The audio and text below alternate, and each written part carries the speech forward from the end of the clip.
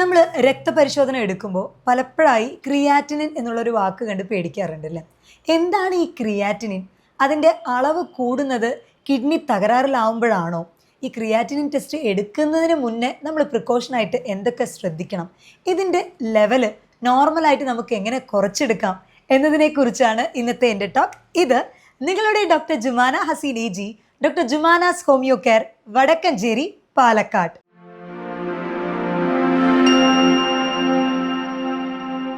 പൊതുവെ നമ്മുടെ ശരീരത്തിലെ പ്രോട്ടീൻ അത് ദഹിക്കുമ്പോൾ രണ്ട് പ്രോഡക്റ്റ്സ് ആണ് ഉണ്ടാവുക. ഒന്ന് യൂറിയയും അതേപോലെ തന്നെ ക്രിയാറ്റിനിനും. അപ്പോൾ നമ്മുടെ ശരീരത്തിലെ പ്രോട്ടീൻസ് ദഹിക്കുമ്പോഴാണ് ഇത് രണ്ടും ഉണ്ടാവുന്നത്. ഈ ക്രിയാറ്റിനിൻ്റെ ലെവല് സ്ത്രീകളിലും പുരുഷന്മാരിലും രണ്ടും വ്യത്യസ്ത രീതിക്കാണ് കാണപ്പെടുന്നത്. സ്ത്രീകളിലും പുരുഷന്മാരിലും മസിൽ മാസിൽ വരുന്ന വ്യത്യാസം, അതേപോലെ തന്നെ അവരുടെ ആ ഒരു ബോഡി സ്ട്രക്ചറിൽ വരുന്ന വ്യത്യാസം കൊണ്ടും ക്രിയാറ്റിനിൻ്റെ ലെവൽ രണ്ട് പേരിലും വ്യത്യാസമായിട്ടാണ് കാണപ്പെടുന്നത്. അപ്പോൾ പൊതുവെ നമ്മൾ പറഞ്ഞല്ലോ, ഈ പ്രോട്ടീൻ അധികം കഴിക്കുമ്പോഴാണ് അല്ലെങ്കിൽ പ്രോട്ടീൻ്റെ ഒരു ഡൈജഷൻ്റെ അത് ദഹിച്ച് കഴിയുമ്പോൾ അതിൻ്റെ ആഫ്റ്റർ എഫക്റ്റ് ആയിട്ടാണ് ഈ യൂറിയും ക്രിയാറ്റിനും വരുന്നത്. അപ്പോൾ പൊതുവെ പ്രോട്ടീൻ അധികം അടങ്ങിയിട്ടുള്ളത് മാംസാഹാരങ്ങളിലാണ്. ഇറച്ചി, അതിൽ തന്നെ റെഡ് മീറ്റിലൊക്കെയാണ് കൂടുതലായിട്ടും പ്രോട്ടീൻ അടങ്ങിയിട്ടുള്ളത്.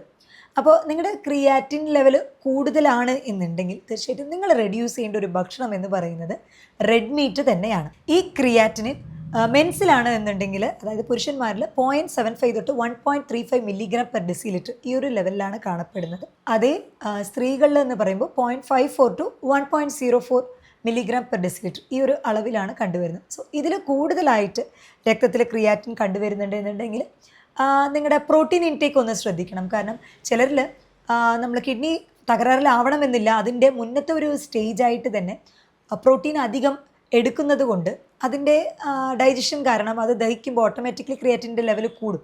അപ്പോൾ അത് പുറന്തള്ളപ്പെടണം. അപ്പോൾ കിഡ്നിക്ക് ഒരു കപ്പാസിറ്റി ഉണ്ട്.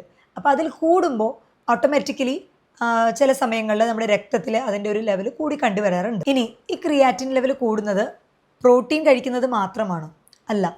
ക്രിയാറ്റിൻ എന്ന് പറയുന്നത് കിഡ്നിയിൽ നിന്നും ഫിൽട്ടർ ചെയ്യപ്പെടുന്ന ഒന്നാണ്. അപ്പോൾ കിഡ്നിക്ക് എന്തെങ്കിലും തകരാറുകൾ ഉണ്ടാകുമ്പോൾ, എസ്പെഷ്യലി നമ്മുടെ BPL പ്രഷർ കൂടി കഴിയുമ്പോൾ, അല്ലെങ്കിൽ പ്രമേഹം കൂടുതലായിട്ട് കൺട്രോളിലല്ലാതാവുമ്പോൾ അത് കിഡ്നീനെ എഫക്റ്റ് ചെയ്യുകയാണെന്നുണ്ടെങ്കിൽ കിഡ്നിയിലുള്ള ആ അരിപ്പ ഗ്ലോമറുലർ ഫിൽട്രേഷൻ എന്നുള്ളത് തീർച്ചയായിട്ടും എഫക്റ്റ് ചെയ്യും. അങ്ങനെയുള്ള സമയത്ത് യൂറിനിലൂടെ ആണെങ്കിലും ക്രിയാറ്റിന് ലീക്ക് ആവാനുള്ള സാധ്യതകൾ വളരെയധികം കൂടുതലാണ്. അപ്പോൾ ഇത് എങ്ങനെയാണ് നമുക്കൊരു ലക്ഷണങ്ങളായിട്ട് കണ്ടുവരിക എന്ന് പറയുകയാണെങ്കിൽ, ആൽബുമിനുറി, അതായത് നമ്മൾ യൂറിൻ പോകുന്ന സമയത്ത് പതഞ്ഞ തരത്തിലുള്ള മൂത്രം പുറത്തോട്ട് വരിക, അതിൻ്റെ കൂടെ തന്നെ അമിതമായിട്ടുള്ള ക്ഷീണം, തളർച്ച, വിശപ്പില്ലായ്മ, ഓക്കാനിക്കാനായിട്ട് വരിക, രാത്രി ഇടയ്ക്കിടയ്ക്ക് യൂറിൻ പോകണം, മൂത്രം ഒഴിക്കണം എന്നുള്ളൊരു തോന്നൽ, അല്ലെങ്കിൽ മൂത്രത്തിൻ്റെ അളവിൽ വരുന്ന കുറവ്, ഇതെല്ലാം തന്നെ നമ്മുടെ ശരീരത്തിൽ ക്രിയാറ്റിൻ ലെവൽ കൂടുന്നു എന്നതിൻ്റെ ഒരു ലക്ഷണമായിട്ടാണ് കണക്കാക്കപ്പെടുന്നത്. ഈ ക്രിയാറ്റിൻ കൂടുന്നത് നമ്മൾ പറഞ്ഞ പോലെ ഈ ഭക്ഷണം, അതേപോലെ BP, ഷുഗർ മാത്രമല്ല, ഒരുപാട് ഭാരിച്ച് എക്സസൈസുകൾ ചെയ്യുമ്പോൾ, കാരണം നമ്മുടെ മസിലുകളെല്ലാം തന്നെ പ്രോട്ടീൻ കൊണ്ട് ഉണ്ടാക്കിയിരിക്കുകയാണ്. അപ്പോൾ നമ്മൾ ഒരുപാട് ഭാരിച്ച വെയ്റ്റ് ലിഫ്റ്റിംഗ്, അങ്ങനെ ഒരുപാട് വർക്കൗട്ട്സ്, ഹാർഡ് വർക്കൗട്ട് ചെയ്യുന്ന സമയത്ത് നമുക്ക് മസിൽ മാസ് കുറയും, പ്രോട്ടീൻ ലോസ് ഉണ്ടാവും.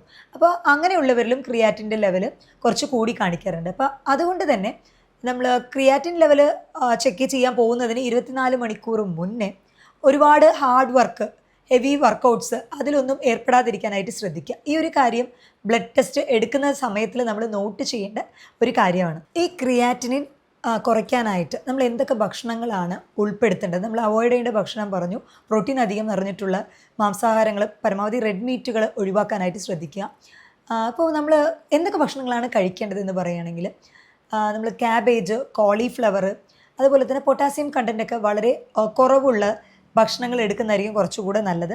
കാരണം കിഡ്നിക്ക് അനായാസം അത് എക്സ്ക്രീറ്റ് ചെയ്യാനായിട്ട്, അത് പുറത്തോട്ട് തള്ളാനായിട്ട് സാധിക്കും. അതുകൊണ്ട് പ്രോട്ടീൻ കുറവായിട്ടുള്ള നാരുകൾ അധികം അടങ്ങിയിട്ടുള്ള ഭക്ഷണങ്ങൾ, ക്യാരറ്റ്, ക്യാബേജ്, കോളിഫ്ലവർ, ഇതൊക്കെ വളരെ ഇഫക്റ്റീവാണ്.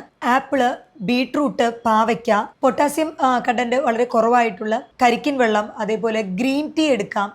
ആപ്പിള്, അത്തിപ്പഴം എന്ന് പറയുന്ന ഫിഗ്, ഇതൊക്കെ റെഗുലറായിട്ട് എടുക്കുന്നത് വളരെയധികം നല്ലതാണ് ക്രിയാറ്റിൻ ലെവൽ കുറയ്ക്കാനായിട്ട്. നമ്മൾ കിഡ്നി ഡിസ്ഫങ്ഷൻ ഉള്ളവർ, അല്ലെങ്കിൽ ക്രോണിക് കിഡ്നി ഡിസീസിലാണ് ഈ ക്രിയാറ്റിൻ, അതായത് ക്രിയാറ്റിൻ്റെ ലെവൽ കൂടുതലായിട്ടും കാണപ്പെടുന്നത്. അപ്പോൾ കിഡ്നി ഫംഗ്ഷനിൽ തകരാറുള്ളവരിൽ നമ്മൾ യൂഷ്വലി മാംസാഹാരം ഒഴിവാക്കാൻ പറയാറുണ്ട്, പക്ഷേ ചിക്കൻ ലീൻ പ്രോട്ടീൻ ആയിട്ട് എടുക്കാൻ പറയാറുണ്ട്. ഇതിൻ്റെ ഒപ്പം തന്നെ ചിലർ ചോദിക്കാറുണ്ട്, ഡോക്ടർ അങ്ങനെയാണെങ്കിൽ മുട്ട എടുക്കാൻ പറ്റുമോ എന്ന് പറഞ്ഞ്. മുട്ടയുടെ വെള്ള വളരെയധികം നല്ലതാണ്, അപ്പോൾ അതെടുക്കാം. എന്നാൽ മുട്ടയുടെ മഞ്ഞൾ ഫോസ്ഫറസിൻ്റെ കണ്ടൻറ്റ് കുറച്ച് കൂടുതലാണ്. അപ്പോൾ കിഡ്നി ഓൾറെഡി അതിൻ്റെ ഫങ്ഷനിങ് വളരെ ലോ ആയിട്ടുള്ള രീതിക്ക് പോകുന്ന ടൈമിൽ നമ്മൾ ഹെവി ലോഡ് കൊടുക്കുന്നത് അത് കിഡ്നീനെ ഒന്നുകൂടി ഡാമേജ് ആക്കാനാണ് ചാൻസ്. അപ്പോൾ അങ്ങനെയുള്ള സമയത്ത് ഈ ഒരു ഫുൾ എഗ്ഗ് അല്ലെങ്കിൽ മഞ്ഞക്കരു മാക്സിമം ഒഴിവാക്കാനായിട്ട് ശ്രദ്ധിക്കുക. മുട്ടയുടെ വെള്ള എടുക്കുന്നത് വളരെയധികം ഇഫക്റ്റീവാണ്. സ്ഥിരമായിട്ട് പ്രോട്ടീൻ കൂടുതലായിട്ട് കഴിക്കുക, അതായത് ചിലർക്കെങ്കിലും ദിവസവും നോൺ വെജ് അല്ലെങ്കിൽ ഇപ്പോൾ ബീഫോ മട്ടനോ ഇല്ലാതെ തീരെ പറ്റില്ല എന്നുള്ളൊരവസ്ഥ ഉണ്ട്. അപ്പോൾ അത് കൂടുതലായിട്ട് എടുക്കുന്നവരുണ്ടാവും. ഇങ്ങനെയുള്ളവരിൽ പ്രോട്ടീൻ ലോഡ് കൂടുതലായിരിക്കും. അത് ക്രമേണ ഫ്യൂച്ചറിൽ കിഡ്നി അഫക്റ്റ് ചെയ്യാനുള്ള സാധ്യതകൾ കൂടുതലാണ്. അപ്പോൾ ആഴ്ചയിൽ 2-3 തവണ നോൺ വെജ് എടുക്കാം, റെഡ് മീറ്റ് എടുക്കാം. റെഗുലറായിട്ട് എന്നും ദിവസവും ഒരു ഹെവി കാലറീസ് എടുക്കുന്നത് നമ്മുടെ കിഡ്നിക്ക് താങ്ങാൻ പറ്റുന്നതിലും കൂടുതലായിരിക്കും ആ പ്രോട്ടീൻ്റെ ഡൈജഷൻ എന്ന് പറയുന്നത്. അപ്പോൾ ഓട്ടോമാറ്റിക്കലി അതിൻ്റെ ആ ഒരു ഫംഗ്ഷനിങ്ങിനെ അത് കുറയ്ക്കാനാണ് സാധ്യത കൂടുതലായിട്ടുള്ളത്. ക്രിയാറ്റിൻ ലെവൽ കൂടിക്കഴിയുമ്പോൾ അല്ലെങ്കിൽ കിഡ്നിയുടെ ഫംഗ്ഷൻ അതിൻ്റെ ഒരു എൻഡ് സ്റ്റേജിലൊക്കെ എത്തിക്കഴിയുന്ന സമയത്ത് ചിലർക്ക് നാവിൽ ഒരു ടേസ്റ്റിൻ്റെ വ്യത്യാസം, ഒരു മെറ്റാലിക് ടേസ്റ്റ്, ഒരു മെറ്റലിൻ്റെ ടേസ്റ്റ് പോലെയൊക്കെ നാവിൽ അനുഭവപ്പെടാറുണ്ട്. ക്രിയാറ്റിൻ ലെവൽ ചെറിയൊരു ലെവലിൽ മാത്രമാണ് വ്യത്യാസം വരുന്നത് എന്നുണ്ടെങ്കിൽ തീർച്ചയായിട്ടും നമുക്ക് ഭക്ഷണത്തിലുള്ള മാറ്റങ്ങളൊക്കെ വരുത്തിക്കൊണ്ട് തന്നെ ചെയ്യാം. പിന്നെ എക്സസൈസ് എന്താണ് ചെയ്യേണ്ടത്? ഈ കിഡ്നി പ്രശ്നമുള്ളവർക്ക് അല്ലെങ്കിൽ ക്രിയാറ്റിൻ ലെവൽ കൂടുതലുള്ളവർക്ക് എന്താണ് എക്സസൈസ് ചെയ്യേണ്ടത്? ഭാരിച്ച എക്സസൈസുകളോ ഇപ്പോൾ ഹൈ ഇൻറ്റൻസിറ്റി അല്ലെങ്കിൽ വെയിറ്റ് ലിഫ്റ്റിംഗ് അതൊക്കെ പരമാവധി ഒഴിവാക്കുക. മൈൽഡ് വാക്കിംഗ്, ചെറുതായിട്ടൊന്ന് നടക്കുക, 30-40 മിനിറ്റ് നടക്കുക, അതൊന്നും ഒരു കുഴപ്പമില്ല. മസിൽ മാസ് ലോസ് ചെയ്യുന്നത്തക്ക രീതിയിൽ ഉള്ള പ്രോട്ടീൻ ലോസ് ആവുന്ന രീതിയിൽ നമ്മൾ ഒരിക്കലും അങ്ങനത്തെ ഒരു എക്സസൈസ് കിഡ്നി ഡിസ്ഫങ്ഷൻ ആയ ഒരാൾക്ക് തീർച്ചയായിട്ടും നമ്മൾ സജസ്റ്റ് ചെയ്യില്ല. നോർമൽ വാക്കിംഗ് ഒക്കെ ചെയ്യാവുന്നതാണ് അവർക്ക്. വെള്ളത്തിൻ്റെ അളവ് പ്രോപ്പറായിട്ട് എടുക്കാനായിട്ട് ശ്രദ്ധിക്കുക. ഇലക്ട്രോലൈറ്റ് ഇംബാലൻസ് അവർക്ക് ഇപ്പോൾ കിഡ്നി ഫംഗ്ഷൻ്റെ പ്രശ്നമുള്ളത് കൊണ്ട് സോഡിയം പൊട്ടാസ്യത്തിൻ്റെ ലെവലിലൊക്കെ ഒരു വ്യത്യാസം കാണും. അപ്പോൾ ഇങ്ങനെ ഇലക്ട്രോലൈറ്റിൻ്റെ ഇംബാലൻസ് ഉള്ളവർ കരിക്കിൻ വെള്ളം റെഗുലറായിട്ട് എടുക്കുന്നതും വളരെയധികം ഇഫക്റ്റീവാണ്. ഇനി ക്രിയാറ്റിനിൻ നമ്മുടെ രക്തത്തിൽ കൂടുന്നത് ഈ BP, ഷുഗർ അല്ലെങ്കിൽ പ്രോട്ടീൻ അധികം കഴിച്ചത് കൊണ്ട് അല്ലെങ്കിൽ എക്സസൈസ് ചെയ്തതുകൊണ്ട് മാത്രമല്ല, ചില മരുന്നുകളുടെ സൈഡ് ഇഫക്റ്റ് ആയിട്ടും ഈ ക്രിയാറ്റിൻ ലെവൽ കൂടി കണ്ടുവരാറുണ്ട്. കിഡ്നീനെ എഫക്റ്റ് ചെയ്യാറുണ്ട്. നമ്മൾ ഹെവി ഡോസ് കഴിക്കുമ്പോൾ എപ്പോഴും നമ്മുടെ കരളാണ് ടോക്സിക് ശുദ്ധീകരണം ഒക്കെ ചെയ്യുന്നത് എന്നുണ്ടെങ്കിലും കിഡ്നിയാണ് അറ്റ് ലാസ്റ്റ് അത് ഫിൽട്ടർ ചെയ്യുന്നത്. അപ്പോൾ അതുകൊണ്ട് തന്നെ നമ്മൾ ഒരുപാട് ഹെവി ഡോസസ് ഉള്ള മരുന്നുകൾ കഴിക്കുമ്പോൾ അത് കിഡ്നീനെ ബാധിക്കുന്നത് ഈ ഒരു രീതിക്കായിട്ടാണ്. നമ്മുടെ കിഡ്നിയുടെ ഫങ്ഷൻ അളക്കാനുള്ള ഒരു ടെസ്റ്റാണ് ആക്ച്വലി ഈ സീറം ക്രിയാറ്റിൻ എന്ന് പറയുന്നത്. അപ്പോൾ ക്രിയാറ്റിൻ്റെ ലെവൽ എപ്പോഴും കൺട്രോൾ ഇരിക്കാനായിട്ട് ശ്രദ്ധിക്കുക. അത് കൂടുന്നുണ്ട് എന്നുണ്ടെങ്കിൽ തീർച്ചയായിട്ടും നിങ്ങളുടെ കിഡ്നിയുടെ ഫങ്ഷൻ വളരെ മോശമായിട്ടുള്ള രീതിക്ക് പോകുന്നു എന്നത് തന്നെയാണ് അതിൻ്റെ അടയാളം. യൂഷ്വലി നമ്മൾ ആൽഫ എന്നുള്ള മരുന്ന്, അതുപോലെ ജുനിപ്പർ കമ്മ്യൂണിസ് ഇതുപോലുള്ള മരുന്നുകളൊക്കെ ക്രിയാറ്റിൻ ലെവൽ കുറയ്ക്കാനായിട്ട് കൊടുക്കാറുണ്ട്. ക്രിയാറ്റിൻ ലെവൽ ഒരുപാട് കൂടുതലാണ് എന്നുണ്ടെങ്കിൽ അതിനനുസരിച്ചുള്ള ട്രീറ്റ്മെൻറ്റ് നമ്മൾ മുന്നോട്ട് കൊണ്ടുപോകണം. കാരണം ഒത്തിരി കൂടുതലാണ് എന്നുണ്ടെങ്കിൽ ചിലപ്പോൾ ഡയാലിസിസ് ചെയ്യേണ്ട ആവശ്യം വരെ വന്നേക്കാം. അപ്പോൾ തുടക്കത്തിൽ തന്നെ അത് ശ്രദ്ധിച്ച് നമ്മുടെ പ്രോട്ടീൻ ഇൻടേക്ക് പരമാവധി കുറയ്ക്കുക. ഒരുപാട് ഹെവി ലോഡുള്ള എക്സസൈസുകൾ കണ്ടിന്യൂസ് ആയിട്ട് ഒരു റെസ്റ്റ് ഇല്ലാണ്ട് ചെയ്യാതിരിക്കുക. മറ്റൊരു ഹെൽത്ത് ടോപ്പിക്കുമായിട്ട് വീണ്ടും കാണാം. ഇത് നിങ്ങളുടെ doctor Jumana Haseen AG, doctor Jumana's homeo care, Vadakkanchery, Palakkad.